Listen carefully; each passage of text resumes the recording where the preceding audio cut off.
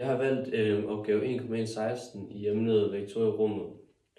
Og til at starte med, så skal jeg tegne stedvektorerne, og så skal jeg bestemme arealet af parallelogrammet i delopgave A. Og ud fra det, så kan vi jo sige, at en stedvektor, der skærer den altid i origo, det vil sige 0,0,0. Og ja, det gælder altid for en stedvektor. Og så kan vi også se her, at begge vores vektorer, de skærer i x- og y-koordinaterne, fordi vi kan se, at vores z-koordinat, altså det nederste z-koordinat her, der står der 0, så derfor skærer den ikke i de to punkter. Derfor skærer den i x- og y-koordinaterne. Og til ligesom at bestemme arealet af parallelogrammet, så skal jeg finde krydsproduktet af de her to stedvektorer. Ja, og det vil jeg lige vise her. Som man kan se her på tavlen, så har jeg skrevet krydsproduktet op. Og ja, mangler lige en parentes her, sådan der. Og som man kan se, så har jeg taget dem over her. De to vektorer har jeg gang med hinanden. Og så kan man se her, så får vi herop, så får vi, det må så give 0, 4 gange 0, det giver 0, og minus 0,0, som også giver, eller 0 gange 0, som også giver 0. Så det må være 0 her, 0. Og her så har vi 0 gange 6, som må også give 0. Så har vi 2 gange 0, som også må give 0. Så har vi 0 igen her. Og så har vi så 2 gange 0, som også må være 0. Så har vi 4 gange 6, og så må det være minus 24. Minus 24. Og så her har vi simpelthen regnet vores krydsprodukt af vektor A og vektor B. Så det her, det er simpelthen de tre punkter, vi har. Vores x, y og z,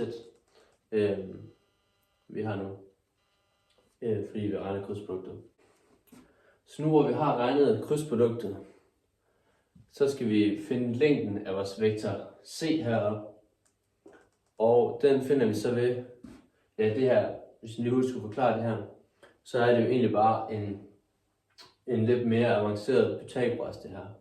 Så for at vi finder vores c, så skal vi selvfølgelig tage kvadratroden af vores krydsprodukt, som er 0,0, minus 24, som vi fik ud af det her krydsprodukt, som vi regnede af vores vektor A og vores vektor B.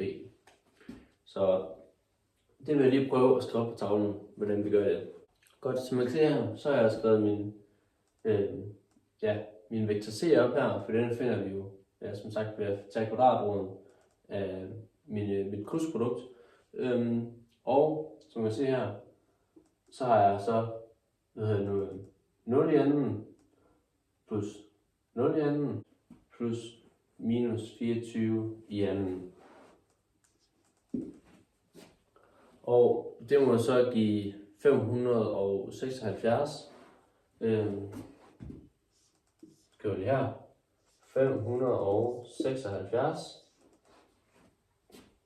Og hvis vi så nu har det her, så for at finde længden af vores vektor c her, så tager vi kvadratroden af 576. Så hvis vi gør sådan her,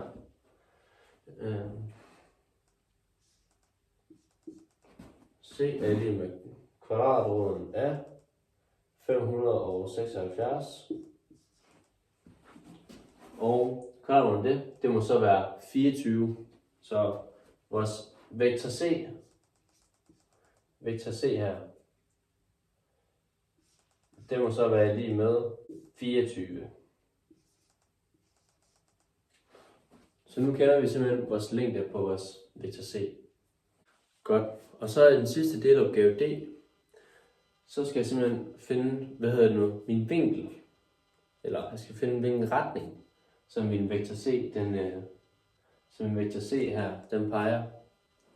Og til det, så finder jeg simpelthen eller så bruger jeg prikproduktet af af de to vektorer. Og det gør jeg så, fordi at jeg gerne vil kende vinklen mellem de to vektorer. Så derfor laver jeg prikproduktet. Og så vil jeg lige prøve at vise, hvordan at man opstiller prikproduktet mellem to vektorer her på tavlen. Så man kan se her på min opgave D, så skal vi finde prikproduktet af de to vektorer.